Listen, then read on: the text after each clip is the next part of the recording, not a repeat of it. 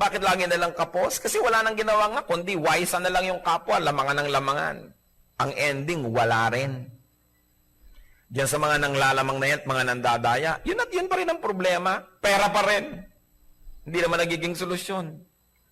Kasi, kung anong ginagawa natin sa kapwa, yun ang ginagawa nating pamantayan para ganun din ang gawin ng Diyos sa atin. So, maluwag ka sa kapwa, lumuluwag sa iyo ang Diyos. Pero hindi ka maluwag, hindi rin maluwag sa iyo ang Diyos. Lahat ng ginagawa natin sa tao na hindi kayang magbayad, Diyos ang nagbabayad.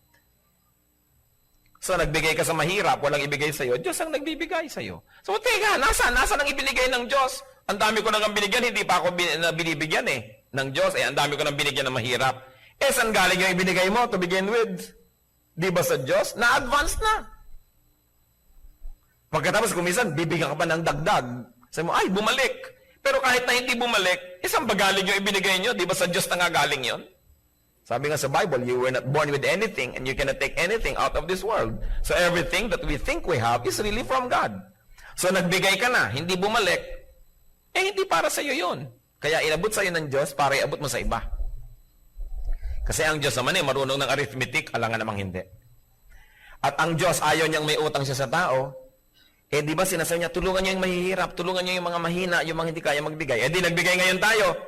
Di inaari ngayon ng Diyos na utang niya yon kasi siyang may utos Di ba kung meron may nagsabi sa atin, pautangin mo yan, pautangin mo yan. Ikaw na ngayon ang may utang doon sa sinabihan mo kasi sinunod ka Kaya ganyan yung mga garantor. O sige, bigyan mo yan, ako mag-garanti. Hindi ka binayaran, si garantor ang magbabayad.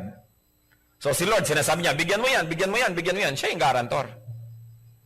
Yung mga pinagbibigyan natin, hindi nagbayad lahat. Di Diyos ang magbabayad, siya yung garantor Do you think magpapalaypas ang Diyos na isang araw na may utang siya sa tao? No, God siya Kaya walang kalugihan na sundin yon.